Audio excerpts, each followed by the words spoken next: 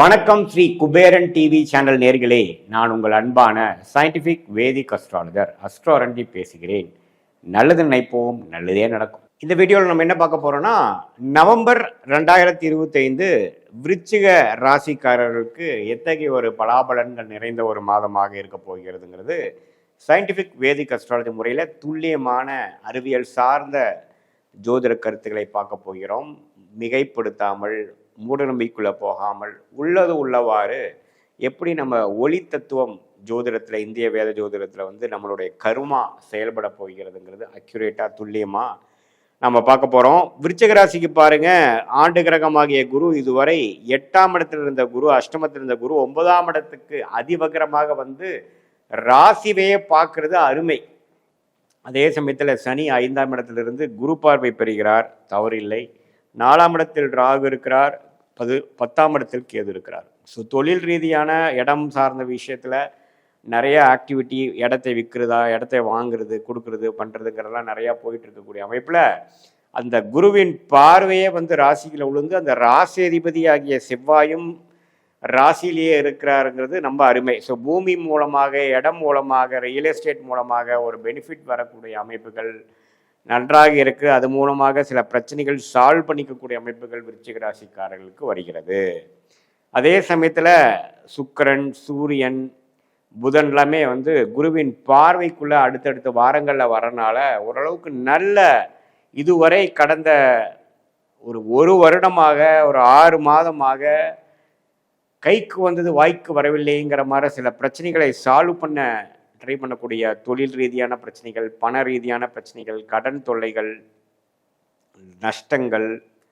இதே மாதிரி வேலையில் இருக்கிறவங்களுக்கு நல்ல ஒரு அமைப்பு இல்லாமல் தோய்வான ஒரு அமைப்பு, இதுலேருந்து தேக்க நிலையிலேருந்து மீண்டு வர முடியாத ஒரு அமைப்பு, இல்லத்தரசிகளுக்கு வந்து குடும்பத்தில் ஒரு மாதிரியான சொல்ல முடியாத ஒரு ஒரு குடும்ப அமைப்பு, கொஞ்சம் மன உளைச்சலை கொடுக்கக்கூடிய அமைப்புகள், இதே மாதிரி சீனியர் சிட்டிசனுக்கு உடல் உபாதைகள், இது மாதிரி பல பிரச்சனைகளால் விருச்சிக ராசிக்காரர்கள் பாதிக்கப்பட்டவங்களுக்கெல்லாம் பார்த்தீங்கன்னா இப்போது நவம்பர் மாதம் ஒரு அருமையான விமோச்சனத்தை கொடுக்கக்கூடிய, மனம் உற்சாக அடையக்கூடிய அமைப்புகளாக நடக்கக்கூடியது இருக்குது. ஏன்னா உச்ச குருவே வந்து அதிவக்ரமாக 8ஆம் இடத்துல இருந்தவர் 9ஆம் இடத்துக்கு வந்து ராசியை பார்ப்பது அருமை. ஸோ திடீர்னு சில விஷயங்கள் பாசிட்டிவாக நடக்கக்கூடிய அமைப்புகள், அது மூலமாக மென்டல் கிளாரிட்டி, மனசில் கொஞ்சம் சந்தோஷம், தூக்கமின்மையால் பாதிக்கப்பட்டவங்க, மன உளைச்சலில் பாதிக்கப்பட்டவங்க, டிப்ரெஷனில் இருந்தவங்க, வெளிநாடு விஷயங்கள் வாய்ப்புகள் இல்லாமல் இருந்தவங்க, நமக்கு வேணுங்கிற நல்ல வேலை வாய்ப்புகள் இல்லாமல் இருந்தவங்க, சுப விஷயங்கள் நடக்க முடியாமல் இருந்தவங்களுக்கு எல்லாமே பார்த்திங்கன்னா படிப்படியாக சில பாசிட்டிவான விஷயங்கள் எதிர்பார்க்காத ரூபமாக நடந்து நமக்கு சில விஷயங்கள் பாசிட்டிவாக முடிந்து அதிலிருந்து சில பிரச்சனைகளை நான் சால்வ் பண்ணிட்டேனே அப்பா அப்படிங்கிற மாதிரி ஒரு பெருமூச்சை விடக்கூடிய ஒரு அமைப்பு வந்து குறிப்பாக முதல் வாரத்துக்கு அப்புறம் வரக்கூடிய அந்த பயிற்சிகள் வந்து நம்ம நல்லா இருக்குது.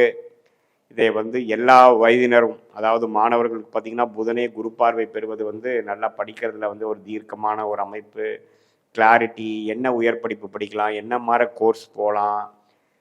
உயர் படிப்பு முடித்தவங்களுக்கு அதுக்கு தகுந்த மாதிரி வேலை வாய்ப்பை தேடுதல், காம்படிட்டிவ் எக்ஸாம்ஸ் கிளியர் பண்ணுறவங்களுக்கு ஒரு நல்ல கான்ஃபிடென்ஸ் கொடுக்கக்கூடிய அமைப்பு, அதே சமயத்தில் இதுவரை நம்ம ரிசல்ட்டில் எதிர்பார்த்து கொண்டிருந்து பாசிட்டிவான விஷயங்கள் வராதவங்களுக்கு ஒரு நல்ல பாசிட்டிவான ரிசல்ட் வர்றது, இது மாதிரி பல நல்ல விஷயங்களை கொடுக்கக்கூடிய அமைப்பு. அஷ்டமத்திலிருந்து குரு விலகி என்னதான் அதிவகரத்தில் வந்து ஒரு டெம்பரரியாக தான் 9ஆம் இடத்தில் இருந்தாலும் அவர் நல்ல தாக்கத்தை கொடுப்பார் என்பதை நம்ம மறந்துவிடக்கூடாது. ஸோ இந்த மாதத்தை ஓரளவுக்கு நல்லபடியாக உபயோகிக்க கொள்ள வேண்டும் விருச்சிக ராசிக்காரர்கள். இது வந்து கொஞ்சம் உங்களில் சில விஷயங்கள் சால்வ் பண்ணி, சில பிரச்சனைகள் சங்கடங்கள்லாம் கொஞ்சம் சால்வ் பண்ணி அடுத்த கட்ட வாழ்க்கை நகர்வை நோக்கி நாம் செல்லக்கூடிய அமைப்பை கொடுக்கக்கூடிய ஒரு அமைப்பு தான் நவம்பர் 2025 விருச்சிக ராசிக்காரர்களுக்கு போய் கொண்டிருக்கக்கூடிய அமைப்புன்னு தெரிஞ்சுக்கணும். அதே சமயத்தில் உங்களுடைய ஜென்ம ஜாதகத்தில் நீங்கள் என்ன தேதி, எந்த நேரம், எந்த ஊரில் பிறந்தீங்க, அதில் என்ன தசாபுக்திகள் போய் கொண்டிருக்கிறது, நீங்கள் என்ன லக்னத்தில் பிறந்தீங்க, அதெல்லாம் தெரிந்து அந்த தசாபுக்தி அந்தரம் சூக்ஷம நாதன் வந்து இப்போ கோச்சாரத்தில் நம்ம பேசிகிட்டு இருந்த அமைப்பில் எப்படி போய்கொண்டு இருக்கிறதுங்கிறதெல்லாம் ஒருங்கிணைத்து நம்ம பேசின இந்த கோச்சார பலன்களும் தசாபுக்திகள் பலனும் சயின்டிஃபிக் வேதிக் அஸ்ட்ராலஜி முறையில் துல்லியமாக நாம் பார்த்து ஒருங்கிணைத்து நம்மளுடைய ஜோதிட பலனை நம்ம சொல்லும் பொழுது அடுத்த வரக்கூடிய 3 மாதம், அடுத்து வரக்கூடிய 6 மாதம், 1 வருடம் எப்படி இருக்க போகிறது, நம்ம எதுமாற வாழ்க்கை பயணம் எந்த திசை நோக்கி திரும்ப போகிறது, வேலை மாற்றங்கள் எப்பொழுது, படிப்பு விஷயங்கள் எப்போ அந்த மாற்றத்தை கொடுக்குறார், எப்போ நமக்கு தொழில் மேன்மை வருகிறது, எப்போ கடன் அடையும், எப்போ சுப விஷயங்கள் நடக்குங்கிற பல நம்ம மைண்டில் இருக்கக்கூடிய ஒரு டவுட்ஸ் அண்ட் கிளாரிஃபிகேஷனுக்கு தகுந்த பலன்களை நம்ம ஜாதகத்தில் பார்த்து அந்த கர்ம பலன் எப்படி செயல்படுகிறது, உங்களோட கிரகம் எப்படி ஸ்தான பலம், திக்பலம், திருட்பலத்தோடு இருக்கிறாரா, எந்த இடத்துல இருக்கிறார், உங்களுடைய பாவத்தில் 1ஆம் பாவமா 12ஆம் பாவமா, எந்த நட்சத்திரத்தில் இருக்கிறார், இப்போ என்ன தசாபுக்தி போய் கொண்டிருக்கிறதுக்கெல்லாம் தெரிந்து உங்களுக்கு ஒரு நல்ல தசாபுக்திகள் போகும்பொழுது நான் சொன்ன நல்ல பலன்கள் இன்னுமே தூக்கலாகவும் இன்னும் நன்றாகவும், அதே சமயத்தில் ஒரு சுமாரான திசைகள் போகும்பொழுது இன்னுமே நான் சொன்ன ஒரு சாதகமான பலன்கள் கொஞ்சம் கம்மியாகவும் சாதகமற்ற பலன்கள் அதிகமாகவும் இருக்கக்கூடிய அமைப்புகள் உண்டு. ஸோ இதுதான் இந்திய வேத ஜோதிடத்தை சயின்டிஃபிக் அமைப்பில் நம்ம பார்த்து எந்த விதத்திலும் மூட நம்பிக்கைக்குள்ள போகாமல் மிகைப்படுத்தாமல் உள்ளது உள்ளவாறு நம்ம பார்க்கும் பொழுது நம்ம கர்ம பலனை நாமளே தெரிந்து கொண்டு அதற்கு தகுந்த மாதிரி வாழ்க்கை திட்டங்களை தீட்டி செயல்படுவே. ஆனால் தேவையற்ற சமய விரயங்கள், அதே சமயத்தில் பண விரயங்களை தவிர்த்து செய்ய வேண்டிய விஷயங்கள் செய்ய வேண்டிய நேரத்தில் செய்து நம்மளுடைய கர்ம பலனுக்கு நிகரான பலாபலங்களை எதிர்கொண்டு நம்மளுடைய வாழ்க்கை திட்டங்களை தீட்டி அந்த டைரக்ஷனை நம்ம போனோம்னா எளிதில் வாழ்க்கையில் எதிர்நீச்சல் போடாமல் வெற்றி பெற முடியும். நம்மளுடைய பிராப்தங்களை அறிந்து அதுக்கு தகுந்த விஷயங்களை நம்ம பார்க்கலாம். நம்ம இந்த கோச்சார அமைப்பாக ஆண்டு கிரகத்தின் சஞ்சாரம், பெயர்ச்சி, குரு, சனி, ராகு, கேது, மாத கிரகத்தின் சஞ்சாரமாகிய செவ்வாய், புதன், சூரியன், சுக்கிரன், இது எல்லாமே பார்த்திங்கன்னா ஒரு பொதுவான அமைப்புகளே தவிர உங்களுடைய ஜென்ம ஜாதகத்தில் எந்த மாதிரி தசாபுக்திகள் போய் கொண்டிருக்கிறது, அந்த தசநாதன் புக்திநாதன் ஒன்றுக்கு ஒன்று எப்படி இருக்கிறார்கள், உங்கள் என்ன லக்னத்தில் இருக்கீங்க, அந்த லக்னமும் ராசியும் ஒன்று ஆள் வேறு என்ன லக்னம், அதெல்லாம் வைத்து பார்க்கும் பொழுது இன்னுமே துல்லியமான பலன் இந்த